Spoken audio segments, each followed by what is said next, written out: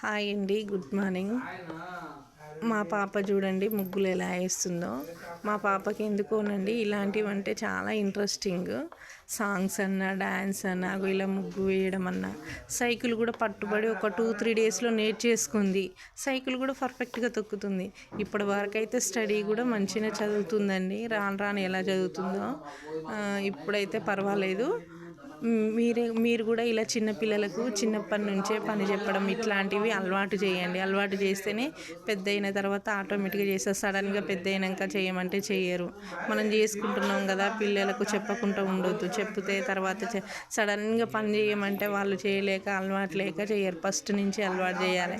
నేనైతే అది ఇవ్వు, ఇది ఇవ్వు, ఇది చెయ్యి మమ్మీ, అది చెయ్యి మమ్మీ అని చెప్తూనే ఉంటాండి. ఇలా చెప్తే వాళ్ళే ఇంప్రూవ్ అవుతారు కదా, వాళ్ళ పనులు వాళ్ళు చేసుకోగలుగుతారు అనమాట.